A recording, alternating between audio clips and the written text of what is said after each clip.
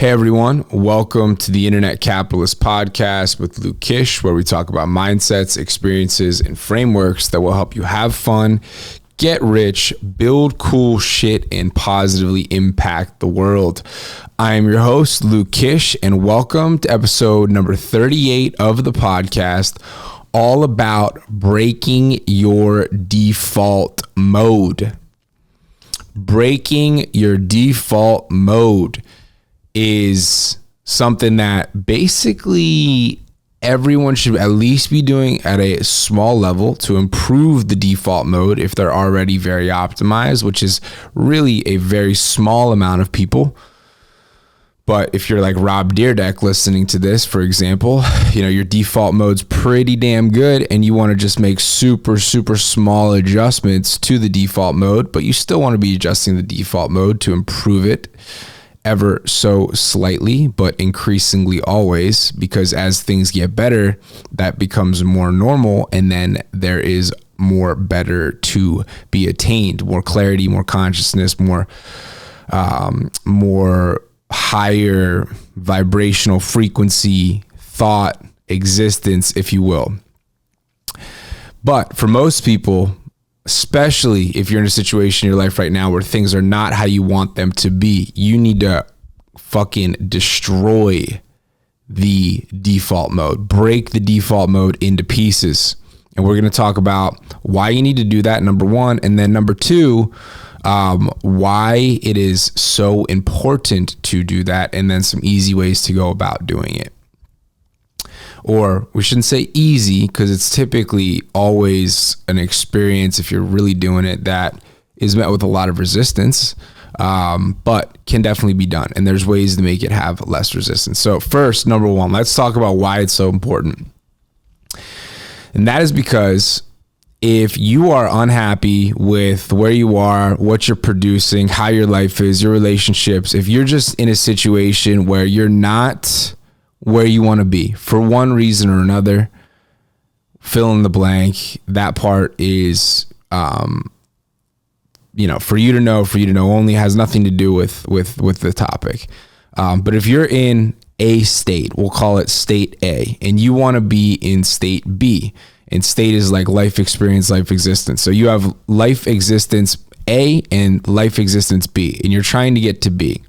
What you need to realize about life existence A is that everything is in perfect harmony with you living life experience, life existence A in its current state, meaning your environment, your relationships, your friendships, the way your bed's set up, the way you get out of bed, the way you put your pants on, the way you wake up in the morning, the way you do everything is in perfect harmony with who and how you currently are. Now, the more different person B is that you're trying to get to from person A, the more drastic the default mode must become. Does this mean you need to do this all at once? No, but you do need to know that, or at least it's helpful to know that if A is, really, eating bad food, low energy, everything's hard, complain victim, like things aren't going good. Right? If that's A, and B is, eating good, and, maybe this is version X, right? If you're at A and that's what's going on, or D or whatever. But point is, there's going to be a big change if that change is big. Okay. And that sounds common sense, but it's extremely important to understand. Without changing the default mode around you, you can't break the internal default mode. So without having a change in environment, a change in routine, a change in habit, a change in location, a change in how you're waking up, the time you're waking up, the time you're going to bed, the people you're listening to, the friends you're talking to, the inputs you have throughout the day, the default mode will always return to inertia, right? Like that's why people will go away on vacation or they'll go to an event. There's so much clarity. They feel so good. They see everything clearly. This is what I need to do. This is what I need to change. But then they come back home and they see it like a little bit less, maybe 70% on day one, 40% on day two. And by day three, they see 10-20% of what they saw 100% clearly when they were on vacation or at a conference, whatever it may be. And the reason is because you're outside of the default mode when you're outside of the default mode, right? So your brain is not getting triggered the same way. It has the space to see differently. And when you go home, everything's in perfect harmony with that old self, those old thoughts, that old way of being. And so what happens? That default mode takes back over. So one of the biggest ways to break the default mode is change of environment. Me, for example, I'm feeling stale in this apartment. I want to have like a meditation spa room, cold plunge room. I'm getting this Soma Dome thing, and I need another bedroom to do that. And so I'm going to move, right? I feel stale in this apartment. That's all there is to it. Is it a bad apartment? No, I just feel stale. So I need to change rather than trying to, push myself through the environment here and make it work. If I have the means to do it, let's just go into a new one. Like, let's start a brand new way I wake up in the morning, room I wake up in the morning, where I walk to in the morning, what I do the first thing when I wake up, second thing, third thing, fourth thing, the frame, right? I want to set the initial conditions the way I want them in a new default mode that's going to be more favorable for the next chapter of my existence, of my being, right? I know that how I've been living for the last year here is not conducive to me making this business go 5 to 10 times the size that it currently is. I know I'll have to be thinking more clearly. I know I'll have to be thinking more ahead. I know my default mode will have to be at a higher level. So I'm changing my environment. New apartment next month, extra bedroom. I'm making some adjustments with it. It's got a better view. It gets sunlight all day. I know those things will make me feel better. And change my default mode to be more favorable. Okay, so one of the best way, and then here's the other thing. I understood this by going to Miami a couple weeks ago and then having my default mode be broken for a short period of time and then coming back and being like, oh, I feel so constrained here, right? It's like you can tolerate anything and humans get used to anything and just survive no matter how bad it is typically, but you might not even know how stuck you feel until you get out of the room, right? Like until you go and leave the state for a couple days and go into a hotel that looks completely different and it's just all different. That gave me the glimpse when I returned home. I was like, where'd all those great thoughts go? Like where did all that abundant thinking that I had for the last 3 days about possibility and future outcome and how, I could do all of these things, where did that go when I came back? Well, where it went was, it's still there. It's just my default mode is not conducive to keeping my mind in the spot to do that, to make that happen. So change your environment. That's one of the best ways to break the default mode, number one. And number two, for those of you who are like, well, I don't have the means to get a new place right now. I don't have the, whatever to go travel or whatever.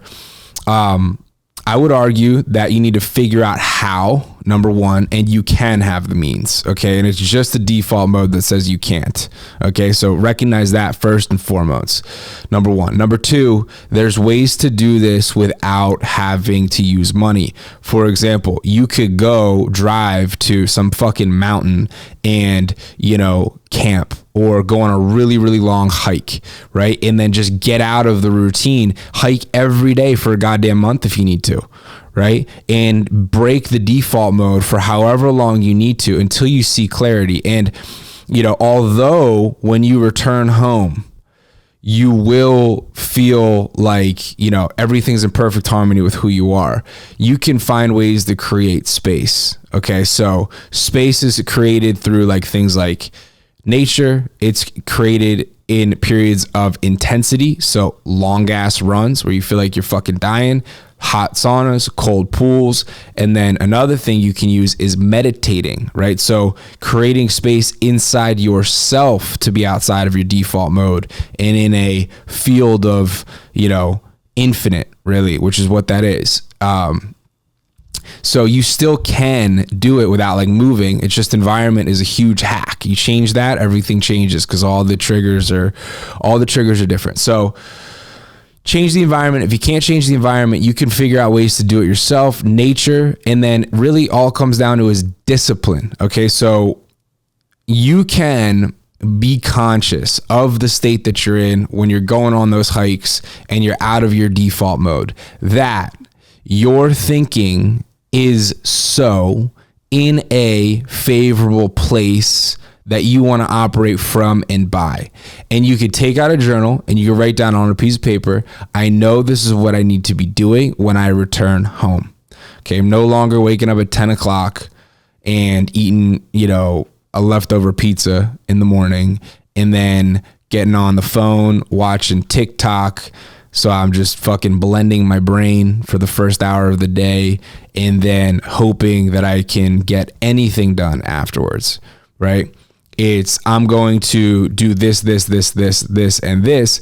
And you can make a promise to yourself while you're in that elevated state outside of your default mode that says, even if my default mode emotionally begins to pull me back, I know that this is what I need to do. So I'm going to carry out the actions and activities to do it regardless. This will then make you ideally able to create the environment change that you want to create over time by producing some money, becoming more effective, figuring out a way to, get an extra 20 grand or 30 grand or 50 grand or whatever it is that's going to allow you to move to a new spot, change up the environment, and really take things to the next level. But the point here is the default mode needs to change. Okay. If you look backwards in time, which is not useful to dwell and say, oh, I wish things were different, but is useful to say what and how that I operate previously in time and what was favorable and not favorable, you can see which components of the default mode fuck you up and not, right? So like if the default mode is to go on social media or TikTok in the morning and just put your brain in a blender, and then after you look in hindsight, you're like, doing that's probably not the best thing for me. Having the leftover pizza for breakfast, probably not the greatest. Having no idea what I'm eating or if I'm working out or what I'm probably not a good use of my thought. In hindsight, upon reflection, I need to change that, right? You can look back and you can say, okay, those inputs need to change, and then boom, right back to where you are today, and then let's change them. Okay, if you realize you need to not do this, let's put a restriction. No phone. Don't put it in your bedroom, right? Put it far away, hard to get to, right? Fucking airplane mode. Turn the phone off for a couple weeks. Understand it's actually not that important, right? Make sure your loved ones can get a hold of you, whatever. But beyond that, what's so important about it, right? And make those adjustments, put the gym routine in, and then that's changing your default mode. Okay. So what happens over a little bit of time from this change in default mode? The emotional state that you're operating from, the emotional state that you're operating from changes. And because you're having different things entering your mind, right? You replace TikTok with like how to solve problem in your life, like how to make more money or how to have more sales or how to, I think business because I'm a business guy, but apply to anything, how to have a better relationship, how to whatever it is, right? When those new inputs begin to come in, the emotional state changes, and then the thoughts that you bring into the existence and to your experience as you're living your life day to day begins to shift, and you actually get different answers from the same situations, right? If I'm I had a business partner yesterday, shout out Ryan. He was just stressed, right? Like he said, dude, I went to bed playing Candy Crush because we talked later in the day. I was like, everything cool? Like I was 3 minutes late to a meeting, which was my bad. Me and Sarah's meeting went overtime, whatever. And that was a mistake. I take ownership to that. But, he realized he brought an emotional state that regardless of the situation around him was going to create thoughts that overlaid everything. And the thoughts that overlaid everything were unproductive in his ability to like, manage them well and to, have the most favorable outcome. Right. So as the default mode changes, the emotional state or emotional home that you're existing in changes, the thoughts that emotional state or home that you're existing in matches it and follows it, and then the experience of your life begins to shift, and you actually can become more effective, more efficient, have greater output, figure things out faster, make more money, make more sales, have a better relationship, get in shape, all of these things. And then the situation, and then you're no longer person A. All right. And then you do that for a long enough time and you are no longer person A. You're now person B, C, D, whatever. And then you're just doing that again and again and again and again. So that's breaking your default mode. Number one, you need to do it because it's in perfect harmony with who and how you currently are. Environment's a huge hack, but you can get yourself into a state by going on some walks and understanding, okay, these are the things that need to change upon reflecting in hindsight. My default mode here, these inputs, this way I wake up, this time, I need to do these things. And you can promise yourself and do it and just do it. And then that changes your emotional home and your thinking, which then as you move through time and experience life changes the results and the outcomes that you get. So very important thing to take control of. And it's also a very exciting thing to take control of because you can create a damn favorable default mode. Like you can create a default mode where you always have faith. You can create a default mode where you always can see the silver lining. You can create a default mode where you're tuned in to everything that's amazing around you. And then what do you find more of? What's amazing around you? You can you can change that default mode to be very favorable. People who have the lives that you look up to and you admire, they just have very favorable default modes because they've set their default modes up consciously to leave them in a place where they're half full, right? Like, and I heard this the other day, like if your glass is half full, then situations just don't bother you, right? It's like, oh, if my glass is half full and this person says something stupid or, this situation happens at work, it's like, okay, we're going to handle this. Like we can get this done. And like, not a big deal, right? Like it's okay, cool. Like let's do it.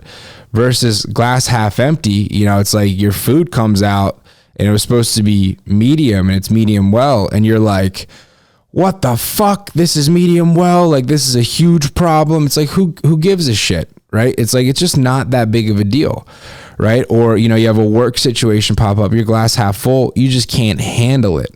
If your glass is half empty, you just can't handle it. Right. So how can you create a default mode that gives you all the things that you need as a human to feel half full as a baseline, and then in a way where it doesn't any longer require thought? Right. So now I'm kind of going into another topic, but that's the goal. You can identify. So for me, it's really simple. I need in the morning, because I have such an active mind, in the morning, if I don't have immediate set thing to do where I have no room to make decision already made, then I can literally veer off course entirely for the entire fucking day and never catch my mind again. Right. So I'm still like doing shit and I'm still active, but it's not like in the way that it is when I wake up and I have a set thing that I know I'm doing that I don't even have to think about doing because it's already been planned out and decided upon, right? So I know I need that. I know I need the space for myself, the meditation. I know I need a little gratitude practice because, I'm always somebody who is like looking for the problem and looking for what I don't have and looking for, how things can be better. And, that's a gift in a lot of ways, but it's also a curse in a lot of ways because it makes you overlook often what's right in front of you that's really good. So I need to put that in for me, right? The exercise, the sauna, cold, like eating healthy, going to bed at a good time, reading, constantly learning, having inputs. I know that if I just do all of those things every day, my glass is half full. And then all the experiences of the day feel much more manageable and handleable. Number one. Number two, the meta on this is getting all of those things so dialed in that they no longer require thought, right? We'll use exercise because it's an obvious one. People are like for me, like I'm not where I want to be with this. And that's part of, I'm moving the apartment. I'm setting up a new structure routine where there's not like any question around, am I exercising and what am I exercising, right? Like most people every day they wake up like, oh, what am I going to eat today? Am I going to work out? What time? What should I do? Right. So it's like, there's that, which sure is better than not working out and not eating healthy, but like you're using all your fucking brain to figure out how to eat healthy and work out. Right. And like, that's not like, you want to have output beyond that, right? Like you don't want to use all your mental capacity figuring out what the fuck you're going to eat every single day and when, and if you're going to work out and yeah, I'll work out. Yeah, let's do this. Let's try this. What time? I don't know. Yeah, let's go. Right. And like, that's, to be candid, like where I've been, it's like, oh, Nikki, you working out? Oh, what time? Okay. Yeah. Like I'll figure out how to then change things around in the immediate to make that work. And it's like, that's so inefficient. Right. Versus you have all of these things decided upon. I have a friend, Camagna, shout out Patches. He just bought a dental practice. He more than tripled it in the first year. He's absolutely crushing it. And it's a great business. And I'm like, dude, this guy decided what he was going to eat 18 years ago for breakfast. He made that decision one time and it's been running since then. It hasn't required any additional thought. Like think about how much more efficient and effective that is than the person who's like, I don't know what time I'm going to wake up. I don't know what time I'm going to eat breakfast. I don't know what I'm going to eat for breakfast. I might work out. If I work out, what am I going to work out? When should I work out? Right? Like if you can make those things automatic where they require no thought, you just wake up and move and you're in this rhythm that takes you through all of the things that are going to get you to the point of glass half full. You've used no decision-making power, no willpower, very limited cognitive capacity to do so. Then what? Now you're primed like to just fucking crush it. And you have all of the thought energy still with you because those things have all been routinized in your day and require little to no thought to now execute upon. That is the goal. So break the default mode, share this with a friend that you think it could help. If you don't yet follow the show. What are you waiting for? This is helpful information, period, end of story. So thank you very much. I will see you on the next episode. This is Luke Kish with the Internet Capitalist Podcast. Appreciate you being here. Appreciate your time. I hope I made it worth it for you. Have a good day. Bye.